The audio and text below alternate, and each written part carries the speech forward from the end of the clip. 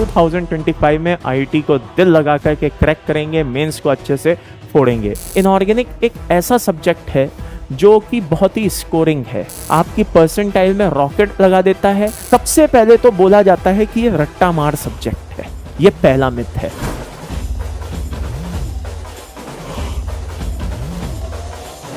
इसको तो आखिरी समय में पढ़ के चले जाना, ताजा ताजा याद रहेगा। बहुत मैटर करता है कि कहां पे कौन सी चीज को पढ़ाया जा रहा है। थोड़ा थोड़ा खाना चाहिए या एक साथ सब मुंह में भर लेना चाहिए। ऐसो रिएक्शन को आप क्या करो, क्लासिफाई कर दो।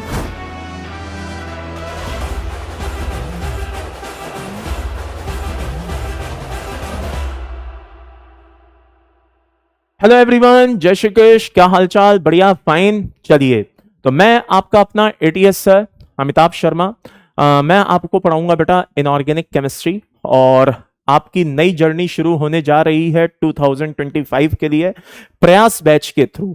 और हम उम्मीद करते हैं बेटा कि आप लोग 2025 में आईआईटी को दिल लगा करके क्रैक करेंगे, मेंस को अच्छे से फोड़ेंगे। लेकिन देखो बेटा, किसी भी काम को अगर आप करना चाहते हैं, अगर आप उसमें सक्सेस चाहते हैं, तो फिर आपको उस काम की पूरी नॉलेज होनी चाहिए। नॉलेज से मेरा मतलब यह है कि आपको पता होना चाहिए कि मुझे पर्टिकुलर चीजों को कैसे डील करना है, कैसे उनको एग्जीक्यूट करना है। अगर समरी बोलूं तो काम करते समय अगर आप उस चीज को एंजॉय कर रहे हैं तो आप 101% सक्सेस पाएंगे। अगर आप उस काम को करने में स्ट्रेस फील कर रहे हैं तो भाई सक्सेस मिलने में थोड़ा सा क्या आ जाता है, डाउट आ जाता है। तो हर एक सब्जेक्ट की आपको एक नॉलेज होनी चाहिए कि भाई फिजिक्स, केमिस्ट्री और मैथ्स को किस तरह से हमें डील करना है। तो यहां मैं आज आपके सामने इनऑर्गेनिक केमिस्ट्री को लेकर के आया हूं कि पूरे साल आपको इस सब्जेक्ट को कैसे डील करना है। अब इनऑर्गेनिक में कुछ मिथ हैं कि इनऑर्गेनिक कैसा सब्जेक्ट है, कैसा सब्जेक्ट नहीं है, ठीक है ना। और सबसे बड़ी प्रॉब्लम यह है कि इनऑर्गेनिक को हम कैसे डील करें कि हम इससे नंबर निकलवा सकें। बेसिकली बेटा, इनऑर्गेनिक एक ऐसा सब्जेक्ट है जो कि बहुत ही स्कोरिंग है। अगर इस सब्जेक्ट को आप प्रॉपर पढ़ें तो भाई मेरे, जिसका सिलेक्शन ना हो रहा हो उसके सिलेक्शन में हेल्प कर देता है, आपकी परसेंटाइल में रॉकेट लगा देता है, आपकी रैंक को इंप्रूव करा देता है। लेकिन अफसोस इनऑर्गेनिक के साथ कुछ मिथ जुड़े हुए हैं। तो उन्हीं बातों को हमें आज डिस्कस करना है कि भाई इनऑर्गेनिक के साथ किस तरह के मिथ जुड़े हुए हैं और हमें इनऑर्गेनिक को किस तरह से हमें क्या करना है बेटा, डील करना है। अब ये आप बोलेंगे ये मिथ कहां से आए, तो आइए जरा मैं आपको उस चीज को भी पॉइंट आउट करा दूं, क्लियर कर दूं। देखिए, हर साल कम से कम मान के चलिए लाखों बच्चे, 13-14 लाख करीब, या पता नहीं इससे भी कुछ ज्यादा सही, हाँ लमसम इतने बच्चे क्या करते हैं, आईआईटी की फाइट करते हैं, कॉम्पिटिटिव एग्जाम की तैयारी करते हैं। तो हम इसको कितना माने लेते हैं बेटा, मान लो 100% स्टूडेंट है जो इस कॉम्पिटिटिव एग्जाम की क्या कर रहा है, तैयारी कर रहा है। अब इसको मैंने क्या किया बेटा, 3 पार्ट में कैटेगराइज कर दिया। ये जो स्टूडेंट हैं इनकी 3 कैटेगरी बना ली। एक मैंने कैटेगरी बनाई 70% स्टूडेंट की, बहुत ध्यान से सुनिएगा। एक कैटेगरी मैंने बनाई 25% स्टूडेंट की, और एक कैटेगरी मैंने बनाई 5% स्टूडेंट की। अब ये क्या कैटेगरी है, आइए जरा इसके बारे में समझने की कोशिश करते हैं। आपको जानकर के बड़ा दुख होगा, लेकिन ये कड़वी सच्चाई है क्या, कि 100% में से मात्र 4-5% बच्चा है जो प्रॉपर सेलेक्ट होता है, ठीक है। रेस्ट बच्चा बेचारा अनफॉर्चुनेटली इस सक्सेस का हिस्सा नहीं बन पाता है। अब 25% क्या है, 25% बच्चा वो है जो साल भर बहुत ईमानदारी से प्रिपरेशन करता है, बट अनफॉर्चुनेटली आप ये कह सकते हैं कि वो डिजर्व करता है सक्सेस के लिए, बट अनफॉर्चुनेटली क्या होता है बेटा, वो इस 5% का हिस्सा नहीं बन पाता है। उसके पीछे बहुत सारे रीजन हो सकते हैं, तबीयत खराब हो गई, या 1-2 मार्क्स से रह गए, या एंड टाइम पे कुछ उसके साथ प्रॉब्लम हो गई, मिस हैपनिंग हो गई, जिस वजह से ये बच्चा है जो इस 5% का हिस्सा नहीं बन पाया, लेकिन ये आईआईटीएन बनने के लिए डिजर्व करता था। अब इन सबसे हटकर के एक परसेंटेज बचता है, वो है 70%। 70% बेटा वो बच्चा होता है जो कि अपने ऊपर एनालिसिस को छोड़कर बाकी सारे एनालिसिस करता है। सब्जेक्ट कैसा था, पढ़ाने वाला टीचर कैसा था, स्टूडेंट क्या कहते हैं इंस्टीट्यूट कैसा था, मॉड्यूल कैसे थे, कई तरह की चीजें वो एनालिसिस करता है, मगर वो ये एनालिसिस नहीं करता है कि उसके साथ क्या कमियां थी जिनकी वजह से वो इन 5% बच्चों का हिस्सा नहीं बन पाया, या वो ये 25% बच्चों में भी कहलाने लायक नहीं है। अब होता क्या है बेटा, ये वो 70% बच्चा है जो अगले सेशन में 100% बच्चों को इन्फ्लुएंस करने की कोशिश करता है कि भाई यहां पढ़ो, इससे मत पढ़ो, इससे पढ़ो, ये करो, वो मत करो, लेकिन ये कभी नहीं कहता है कि खुद वो कौन सी गलतियां ना करो जो कि सिलेक्शन में प्रॉब्लम देती हैं। तो यहां पे हमें क्या करना है, अपने आप को इन 70% बच्चों से थोड़ा सा प्रोटेक्ट करके चलना है। अब आप बोलेंगे मैं ऐसा क्यों कह रहा हूं, क्योंकि इन 70% बच्चों की वजह से ही किसी भी सब्जेक्ट को लेकर के कुछ मिथ डेवलप हो जाते हैं, और ये सबसे ज्यादा जो फेस करनी पड़ती है प्रॉब्लम, वो फेस करनी पड़ती है बेटा इनऑर्गेनिक केमिस्ट्री को। कैसे, आइए मैं आपको बताता हूं। इनऑर्गेनिक केमिस्ट्री को सबसे पहले तो बोला जाता है कि ये रट्टा मार सब्जेक्ट है, ये पहला मिथ है। अच्छा, इसमें मैं केवल और केवल इन 70% बच्चों को दोषी नहीं मानता।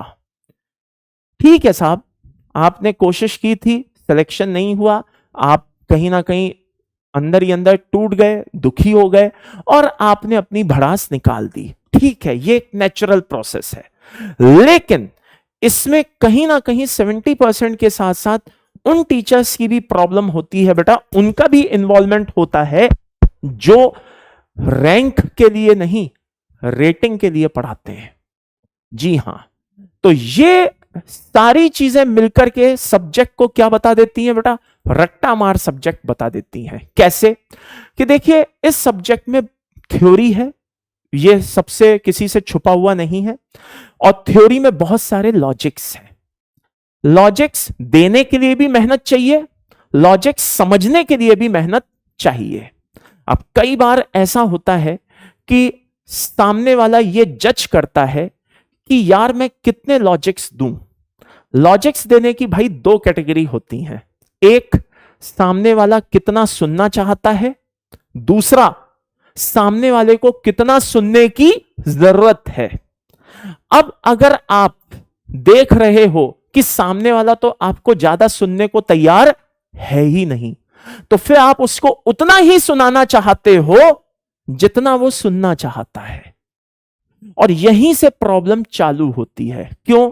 क्योंकि जब आप लिमिटेड चीजें पढ़ के जाओगे तो आपकी लिमिटेड नॉलेज होगी और आप क्वेश्चन भी लिमिटेड कर पाओगे, और आपको लगेगा कि यार मैंने तो उतना ही पढ़ा था जितना कि मुझे टीचर ने पढ़ाया था, फिर भी मैं इसमें नंबर नहीं ला पाया। कहीं ना कहीं सब्जेक्ट का ही दोष है। तो बेटा, हद से ज्यादा लॉजिक्स होने की वजह से लोगों को यह सब्जेक्ट इलॉजिकल फील होने लगता है, एंड फाइनली इसको रट्टा मार घोषित कर दिया जाता है। तो ये आपको कैसे लॉजिकल फील होगा, ये भी मैं आपको बताऊंगा कि इस सब्जेक्ट को कैसे अप्रोच करना है। इसको अभी हम थोड़ी देर में आगे डिस्कस करेंगे। पहले इस चीज को समझ लीजिए कि हमें इस सब्जेक्ट को रट्टा मार नहीं समझना है, हमें इस सब्जेक्ट को लॉजिकली समझने की कोशिश करनी है, इसको फील करने की कोशिश करनी है। नेक्स्ट पॉइंट पे चलते हैं। यह सबसे खतरनाक पॉइंट है, यह है भाई एक्सेप्शन ही एक्सेप्शन। बहुत से बच्चों को एक भ्रम है कि अगर केमिस्ट्री ये है तो उसमें एक्सेप्शंस को अगर निकाल दिया जाए तो बस इतनी सी केमिस्ट्री बचती है। अब मैं आपको यहां पे जरा परसेंटेज के हिसाब से समझाना चाहता हूं कि ये कितनी घटिया और कितनी गिरी हुई सोच है। आइए मैं आपको बताता हूं। मान लीजिए कि एक 100% हमारे सामने आईओसी है, तो 100% आईओसी में से मान करके चलिए कि 90% तो प्योर आईओसी है, जिसमें आपके लिए हर एक तरह के लॉजिक अवेलेबल है। अब बचता कितना है बेटा? 10%। 10% आपके सामने क्या है? एक्सेप्शंस हैं। 10% आपके सामने क्या है? एक्सेप्शंस है। एक्सेप्शंस को भी मैं दो कैटेगरी में डिवाइड कर रहा हूं। एक एक्सेप्शन 8% और एक एक्सेप्शन 2%। ये 8% एक्सेप्शंस वो हैं जिनके प्रॉपर लॉजिक्स हैं। ऐसा आप नहीं कह सकते कि इनको याद कर लो, रट लो, खत्म करो, पढ़ के देख लेना जाते जाते ना। आप चाहें तो इनको प्रॉपर समझ करके जा सकते हैं। 2% एक्सेप्शन ऐसे हैं जो डेटाबेस हैं। लेकिन अब समस्या क्या होती है? समस्या यह होती है कि क्वेश्चन सबसे ज्यादा इन 10% में से आने के चांस रहते हैं। मैंने अक्सर देखा है आईओसी में से एक्सेप्शन से कई बार क्वेश्चंस को मैंने आते हुए देखा है। अब जब बच्चा इन चीजों को समझ करके नहीं जा पाता है तो वो इस रेशो को उल्टा करके रख देता है, बोलता है भैया एक्सेप्शन ही एक्सेप्शन है, लॉजिक नाम की तो कोई चीज ही नहीं है। तो अगर मैं 2 मिनट के लिए जिन एक्सेप्शंस के मेरे पास लॉजिक हैं, अगर मैं उनको इसमें ऐड कर दूं तो मैं मान के चलता हूं कि मेरे पास 98% आईओसी होनी चाहिए जो कि लॉजिकल है, मात्र 2% आईओसी ऐसी है जो डेटाबेस है। लेकिन मजे की बात, बच्चे की सोच इस तरह की बना दी गई है कि वो मान करके चलता है आईओसी तो सिर्फ 2% है, 98% एक्सेप्शन ही एक्सेप्शन है। तो जब तक कोई प्रॉपर इन चीजों को एक्सप्लेन नहीं करेगा, जब तक सामने वाला उस एक्सप्लेनेशन को उस लेवल पे जाकर के समझने की कोशिश नहीं करेगा, तब तक वो यही सोचेगा कि नहीं 98% तो एक्सेप्शन है, 2% आईओसी है। जबकि सच्चाई इसकी बिल्कुल अपोजिट है। क्या कि 98% लॉजिकल आईओसी है, 2% उसमें एक्सेप्शन रोल प्ले करते हैं। वो भी कौन से? जो प्योर डेटाबेस होते हैं। तो आपको इस एक नेगेटिव परसेप्शन को क्या करना है? चेंज करना है। ये शुरू से चला आ रहा है। आपके सीनियर हर कोई जो भी होता है वो आपको यही फीडबैक दे करके जाते हैं, भाई आईओसी तो एक्सेप्शन है। बस इसमें बहुत से लोग शानदार रोल प्ले करते हैं। वेब सीरीज ने भी बहुत शानदार रोल प्ले किया हुआ है कि आईओसी तो क्या है? एक्सेप्शन है। ठीक है ना? कहने वाले भी कह देते हैं बेटा, और भी होते हैं, क्या कहते हैं लोग बाग, जो इसको डिक्लेयर कर देते हैं कि ये तो एक्सेप्शन है। ठीक है ना? कि भैया लाल में पीला मिलाया और नीला बन गया, तो बेटा नीला नहीं नारंगी बनता है बेसिकली। ठीक है ना? तो नारंगी बनता है। ये जितना लॉजिकल है, इससे कई गुना लॉजिकल क्या है बेटा? आईओसी है। तो इसको प्लीज एक्सेप्शन की तरह ना लें। समझिए कि 98% आईओसी आपके सामने ऐसी है जो कि स्कोरिंग सब्जेक्ट है, जो आपको रैंक दिला सकती है। Next, the last hour subject. जैसे बेटा क्रिकेट में होता है ना, आखिरी के 5-10 ओवर में धै दनादन चौके छक्के मारने, 30 गेंदों में 60 रन बनाने। बच्चों के मन में भी यही होता है, बहुत से बच्चों के, खासकर वो 70%। 30% बच्चा तो शुरू से पढ़ रहा होता है, ईमानदारी से रोज आना पढ़ रहा होता है। 70% मुंह भरता है, एक साथ पढ़ने की कोशिश करता है। कैसे? पहले वो पूरी पीसी पढ़ेगा, फिर उसके बाद आईओसी का नंबर लगाएगा। सॉरी, पहले पूरी पीसी पढ़ेगा, फिर उसके बाद ओसी का नंबर लगाएगा, एंड देन उसके बाद वो आईओसी पे आएगा। बात समझ में आ रही है? अब आईओसी को वो क्या मान करके चलता है? इसको तो आखिरी समय में पढ़ के चले जाना, ताजा ताजा याद रहेगा। आप समझिएगा, शब्दों पे जाइएगा, ताजा ताजा याद रहेगा। याद ये नहीं बोला जा रहा कि समझ में आएगा ना, ताजा ताजा याद रहेगा। वहां पे क्वेश्चन कर आना बेटा, चाहे मेंस का पेपर हो चाहे एडवांस का पेपर हो, इतना गिरा हुआ नहीं होता है कि आप रट्टा मार करके गए, याद करके गए और थ्योरी में लगा करके सीधे चले आए। कोई सोशल स्टडी, संस्कृत, हिंदी, ये वो नहीं है बेटा, समझे ना? ये साइंस है। सब्जेक्ट का रिस्पेक्ट करो। हर कोई जाते जाते इसको भरना चाहता है। अब जब वो एंड टाइम पे आखिरी के 2-1 महीनों में इसको अच्छे से नहीं कर पाता है डील, वो आपको फीडबैक देता है, इनऑर्गेनिक बर्बाद सब्जेक्ट है, इसको तो भैया बेकार है, कितना भी पढ़ लो इससे कुछ ना हो पाता है। तो अगर आप रोज आना शुरू से प्रॉपर स्टडी करेंगे, समझ समझ करके करेंगे, तो ये चीज आपको दिक्कत नहीं देगी, ये आपके लिए पेनफुल नहीं होगी। नेक्स्ट बात आती है वेटेज की। भाई साहब पूरे साल फुल दबा करके अच्छे से फिजिकल केमिस्ट्री पढ़ी जाती है। सेकंड नंबर पे ओसी पे मेहरबानी आती है, ओसी भी खूब अच्छे से पढ़ी जाती है। आईओसी तो मैं आपको बता ही चुका हूं कि जैसे कि आप खुद भी जानते हैं कि बहुत कमी देखी जाती है। सच्चाई ये है, एक और भी मिथ है इसके बारे में, क्या कि सबसे ज्यादा क्वेश्चन पीसी के आते हैं, फिर थोड़े बहुत ओसी के आते हैं, आईओसी के तो कितने से आते हैं। लेकिन आप चेक कर लीजिए, चाहे वो 2024 रहा हो, 23 रहा हो, या और पिछले 8-10 सालों को, 20 सालों को चेक कर लीजिए, ठीक है ना। हर साल की तो मैं गारंटी नहीं लेता, लेकिन हां कई साल आपको ऐसे मिलेंगे, फॉर एग्जांपल मैं 23 की बात करूं, कई साल आपको ऐसे भी मिलेंगे जिसमें सबसे ज्यादा क्वेश्चन आईओसी के आए हुए हैं, सबसे ज्यादा क्वेश्चन। और जब बच्चा उनको रट्टा मार के जाएगा, उनको आखिरी दिनों में पढ़ के जाएगा, तो भाई फिर वो क्वेश्चन क्रैक नहीं कर पाएगा। And no doubt in it, वो अपने आप को दोषी कभी नहीं ठहराएगा। वो सारा दोष किस पे रखेगा? वो सारा दोष रखेगा सब्जेक्ट पे और सब्जेक्ट टीचर पे। तो भाई मेरे, प्रॉपर वेटेज देना सीखो। जितना इंपॉर्टेंट आपके लिए पीसी है, उतना इंपॉर्टेंट आपके लिए ओसी है, उतना ही इंपॉर्टेंट आपके लिए आईओसी है।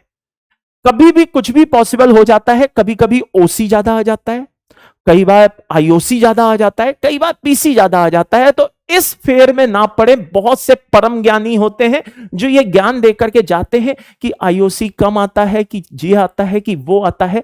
याद रखिए, बराबर ही आता है, ठीक है ना। कभी भी कोई भी थोड़ा बहुत ऊपर नीचे हो सकता है। तो हर एक सब्जेक्ट को प्रॉपर वेटेज देना सीखें। नेक्स्ट, अगला मिथ क्या है? कोई रेलेवेंसी नहीं है साहब, इनऑर्गेनिक एक इंडिपेंडेंट सब्जेक्ट है, रटो, थ्योरी है, एक्सेप्शन से भरा हुआ है। ओसीपीसी कहां, आईओसी कहां, ऐसी स्थिति है। आई रिपीट, ओसीपीसी कहां, आईओसी कहां, ऐसी स्थिति है। लेकिन सच्चाई यह है कि अगर मोल कंसेप्ट को छोड़ दो, एटॉमिक को छोड़ दो, तो भाई उसके बाद जब तक तुम आईओसी नहीं पढ़ लोगे ना, तब तक तुम ओसीपीसी को समझ नहीं सकते। तो ओसीपीसी को समझने के लिए बेटा आईओसी का बहुत बड़ा रोल होता है।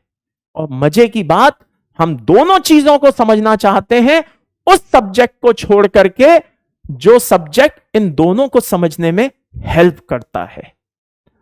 तो भाई आईओसी उतना ही इंपॉर्टेंट है जितना इंपॉर्टेंट आपके लिए ओसी और पीसी होता है, ठीक है। तो इसलिए थोड़ा सा इस चीज को भी गंभीरता से लें कि आपको आईओसी को भी उतना ही सोच समझ के चलना है जितना कि आप ओसी और पीसी के ऊपर फोकस करते हैं। नेक्स्ट पॉइंट की बात करते हैं। बात आती है कि आईओसी को अगर हम पढ़ रहे हैं, मैंने एक आध कहीं पे कमेंट देखा था कि भाई आईओसी में तो क्या ही लेवल देखना, बोर्ड लेवल हो, एडवांस लेवल हो, सब बराबर है भाई, एनसीईआरटी से पढ़ जाओ, सब सही है। ऐसा मैंने बच्चों का कमेंट पढ़ा है, परसेप्शन देखा है। भाई ये वही है 70% वाले जिनको सब्जेक्ट का फील नहीं है। किसी से अगर बोलो भाई इनऑर्गेनिक क्या होती है, तो बस उसके जहन में 2 चैप्टर आते हैं, एक पीरियोडिक और एक केमिकल बॉन्डिंग। इसके अलावा उसको आईओसी पता ही नहीं है कि क्या होती है, क्योंकि उसको सब्जेक्ट का प्रॉपर फील ही नहीं है, ठीक है। उसको सब्जेक्ट का प्रॉपर फील ही नहीं है। आईओसी मतलब periodic chemical, periodic chemical, periodic chemical bonding, बस कोऑर्डिनेशन, सॉल्ट, ये वो, सिर्फ आईओसी मतलब केमिकल बॉन्डिंग, पीरियोडिक। ऐसे बच्चे जिसको सब्जेक्ट का फील ही नहीं है, जो आईओसी को लॉजिकल नहीं समझता, जिसको आईओसी में केवल और केवल एक्सेप्शन दिखता है, बेटा वो आईओसी का क्या लेवल समझेगा कि बोर्ड लेवल की आईओसी क्या होती है और एडवांस लेवल की आईओसी क्या होती है। लेवल अगर समझना है तो कंटेंट की आपको पहचान होनी चाहिए, और अगर आपको कंटेंट की पहचान ही नहीं है तो भाई फिर राय देना बनती भी नहीं है, राय देना बनती भी नहीं है। मैं देखता हूं बहुत सारे मुझे कमेंट्स कभी कभी देखने को मिलते हैं, हाँ बच्चों के कमेंट्स सुनने और देखने को मिलते हैं, क्या कि भाई डी ब्लॉक 4 घंटे में है, डी ब्लॉक तो यहां 2 घंटे में है, ये है वो है। बहुत मैटर करता है बेटा, बहुत मैटर करता है कि कहां पे कौन सी चीज को पढ़ाया जा रहा है, कैसे पढ़ाया जा रहा है। अभी इसके ऊपर भी मैं आपसे डिटेल में थोड़ी देर में बात करने वाला हूं, ठीक है ना। बहुत ये चीज मैटर करती है। कंटेंट कहां पे किस तरह का रखना है, क्या रखना है, जब आपको उसकी पहचान होगी तभी आपको बोर्ड लेवल और एडवांस लेवल और मेंस लेवल समझ में आएगा। तो पहले कंटेंट को पहचानना सीखो कि रैंक लाने के लिए आईओसी में क्या क्या पढ़ना जरूरी है। अब बात आती है इनऑर्गेनिक को हमें कैसे डील करना है और कैसे हमें अप्रोच रखनी है कि हम इनऑर्गेनिक को प्रॉपर क्रैक कर सकें। तो आइए जरा इस डायग्राम को इस इमेज को जरा समझने की कोशिश करिए। एक्चुअल में बेटा ये इमेज बहुत कुछ कहती है। क्या हम कैसे पढ़ना चाहते हैं, हम इनऑर्गेनिक को, क्या हम किसी भी सब्जेक्ट को कैसे पढ़ना चाहते हैं, बहुत सीधे सीधे पढ़ना चाहते हैं। लेकिन कई बार ऐसा होता है कि सक्सेस हमें लग रहा होता है कि सीधे सीधे चलने पे मिल जाएगी, नहीं, हमें उसके लिए थोड़ा सा घूम करके भी जाना चाहिए, अपनी अप्रोच को सही करना चाहिए। हम क्या चाहते हैं, O2 बनाता है, C और O2 आपस में मिलकर CO2 बनाता है, तो हम चाहते हैं N2 और H2 मिलकर के N2H2 ही बनाए। NH3 कैसे बना रहा है, हम ये सोचना ही नहीं चाहते कि इसके पीछे की एक्चुअल मैकेनिज्म क्या है, इसके पीछे का लॉजिक क्या है। और जैसे ही ये कहानी ऐसी होती है, आपका मुंह ठीक वैसा बन जाता है जैसे शादी में बैठे हुए नाराज फूफा जी का मुंह होता है।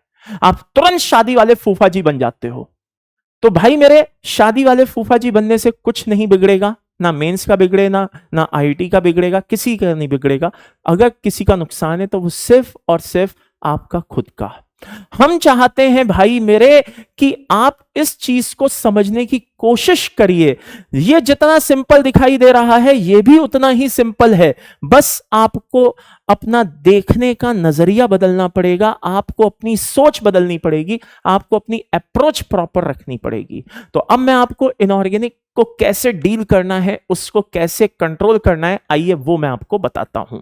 तो अगर आप इनऑर्गेनिक को अच्छे से समझना चाहते हैं, इससे खूब सारे मार्क्स बटोरना चाहते हैं, लूटना चाहते हैं, तो आपको एक प्रॉपर सीक्वेंस पता होना चाहिए। प्रॉपर सीक्वेंस क्या है, सबसे पहले मुझे पीरियोडिक टेबल की नॉलेज होनी चाहिए, नंबर 1। जब मुझे पीरियोडिक टेबल की नॉलेज हो जाएगी तो फिर मुझे उसके बाद केमिकल बॉन्डिंग के बारे में प्रॉपर नॉलेज होनी चाहिए। केमिकल बॉन्डिंग के बाद मैं किस पे जाऊंगा बेटा,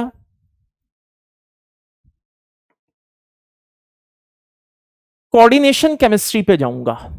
जब मैं कोऑर्डिनेशन केमिस्ट्री को अच्छे से देख लूंगा, फिर उसके बाद मैं जाऊंगा बेटा सॉल्ट पे। ठीक है ना, नाम सुना होगा आपने सॉल्ट एनालिसिस, है ना। फिर मैं सॉल्ट एनालिसिस को जब अच्छे से समझ लूंगा, तब मैं जाऊंगा किसमें बेटा, ब्लॉक केमिस्ट्री में। ब्लॉक केमिस्ट्री का भी अपना एक सीक्वेंस होता है। कैसे, सबसे पहले मैं S ब्लॉक पढ़ूंगा, फिर मैं P ब्लॉक पढ़ूंगा, फिर मैं D एंड F ब्लॉक के बारे में देखूंगा। बात समझ में आ गई, किसके बारे में देखूंगा बेटा, मैं D एंड F ब्लॉक के बारे में देखूंगा। जब ये सब कुछ हो जाए तब मैं आऊंगा बेटा हाइड्रोजन एंड इट्स कंपाउंड। ठीक है ना, ये भी एक चैप्टर है, बहुत ही इंपॉर्टेंट है, इसके बारे में डिस्कस करूंगा। देन जब ये सब हो जाए, एंड में मैं किस पे जाऊंगा बेटा, मेटलर्जी पे जाऊंगा। किस पे जाऊंगा बेटा, मेटलर्जी पर जाऊंगा। तो अगर मुझे पीरियोडिक, ये सारे चैप्टर आपस में इंटरकनेक्टेड हैं, अगर ये सारे चैप्टर आप इस सीक्वेंस में पढ़ेंगे, इनऑर्गेनिक को मैं दावे से कह रहा हूं कि आप फोड़ करके आएंगे। ठीक है, इनऑर्गेनिक को मैं दावे से कह रहा हूं कि आप फोड़ करके आएंगे। रीजन क्या है, अब जा समझिएगा। अगर पीरियोडिक टेबल की नॉलेज नहीं है, आपको रेडियस नहीं पता, आयनाइजेशन नहीं पता, जेड इफेक्टिव नहीं पता, तो भाई केमिकल बॉन्डिंग क्यों पढ़ने जा रहे हो, उसमें आप क्या समझ लोगे। अगर आपको केमिकल बॉन्डिंग की प्रॉपर नॉलेज नहीं है, तो भाई कॉम्प्लेक्स कंपाउंड कैसे पढ़ लोगे जब आपको सिंपल कंपाउंड की नॉलेज नहीं है। जब आपको इन सब चीजों की नॉलेज नहीं है तो आप सॉल्ट एनालिसिस कैसे पढ़ लोगे। जब आपको सॉल्ट एनालिसिस की नॉलेज नहीं है तो ब्लॉक केमिस्ट्री कैसे पढ़ लोगे। अब आप बोलोगे सर सॉल्ट एनालिसिस और ब्लॉक केमिस्ट्री का क्या लेना देना। देखिए, ब्लॉक केमिस्ट्री में दो चीजें हैं, एक थ्योरी है और एक रिएक्शन है। सॉल्ट एनालिसिस ब्लॉक केमिस्ट्री का कॉम्बो है, यानी कि सॉल्ट एनालिसिस में ब्लॉक केमिस्ट्री की मैक्सिमम रिएक्शन कवर हो जाती हैं। तो अगर आपने सॉल्ट एनालिसिस अच्छे से कर लिया तो ब्लॉक केमिस्ट्री में आपकी मेहनत बच जाएगी। इसको ऐसे समझिए, जो सॉल्ट एनालिसिस कम पढ़ाते हैं वो ब्लॉक केमिस्ट्री एक एक महीना पढ़ाते हैं, जो सॉल्ट एनालिसिस ज्यादा पढ़ाते हैं वो ब्लॉक केमिस्ट्री को हफ्ते भर में खत्म कर देते हैं। फॉर एग्जाम्पल आप इसको ऐसे समझिएगा, अगर मैं डी एंड एफ ब्लॉक की बात करूं तो भाई मैं इसको मात्र 2 घंटे में खत्म कर सकता हूं, लेकिन वन शॉट में बहुत से लोग होते हैं जो इसको क्या कहते हैं 4-4 घंटे में खत्म करते हैं। ना वो गलत है ना मैं गलत हूं, तब खेल है सीक्वेंस का। अगर मैंने सारी चीजें कोऑर्डिनेशन में हाइब्रिडाइजेशन, सीएफटी, वीबीटी, ये वो सब चीजें पढ़ा दी हैं, तो मैं डी एंड एफ ब्लॉक में ये क्यों पढ़ाऊंगा? अगर मैंने सारी रिएक्शन सॉल्ट एनालिसिस में पढ़ा दी हैं तो मैं डी एंड एफ ब्लॉक में ये सब क्यों पढ़ाऊंगा? और अगर मैंने ये सारी चीजें इसमें नहीं पढ़ाई हैं तो ये सारी चीजें मैं डी एंड एफ ब्लॉक में पढ़ाऊंगा। तो ऐसी कंडीशन में तो फिर मैं डी एंड एफ ब्लॉक 4 घंटे नहीं 40 घंटे पढ़ाऊंगा। यानी कि मैं 4 नहीं 40 घंटे भी डी एंड एफ ब्लॉक पढ़ा सकता हूं। कंडीशन अप्लाई, जो चीज यहां नहीं पढ़ी वो मैं यहां पढ़ा दूंगा। लेकिन एक चीज बताओ, थोड़ा थोड़ा खाना चाहिए या एक साथ सब मुंह में भर लेना चाहिए? ऑब्वियसली अगर समझदार हो तो यही कहोगे कि सर थोड़ा थोड़ा खाना चाहिए, स्वाद ले लेकर के खाना चाहिए।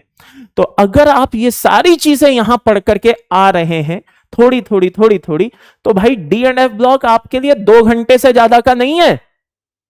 जस्ट 2 आवर्स डी ब्लॉक खत्म, 6 लेक्चर में पी ब्लॉक खत्म, एक एक लेक्चर हर एक फैमिली के लिए, हद से हद 7-8 लेक्चर ले लो ज्यादा से ज्यादा। एस ब्लॉक 1 से 2 लेक्चर में खत्म, हाइड्रोजनेट्स कंपाउंड 1 लेक्चर में खत्म। तो अगर आप सीक्वेंस को फॉलो करेंगे, सॉल्ट एनालिसिस अच्छे से पढ़ के जाएंगे, तो ब्लॉक केमिस्ट्री आपको बहुत हेल्प करेगी। अब आप बोलेंगे सब वो तो सब सही है, ये चमत्कार हो कैसे जाता है? ऐसा क्या होता है सॉल्ट एनालिसिस में कि ये सब इतने आसान हो जाते हैं? तो देखिए बच्चे, आप लोग क्या करते हैं बेटा, रिएक्शंस को रिएक्शंस की तरह लेते हैं। आप चाहते हैं कि आपको एक लिस्ट थमा दी जाए। बहुत से बच्चे होते हैं जो मुझे बोलते हैं सर एक रिएक्शन की लिस्ट दे दो।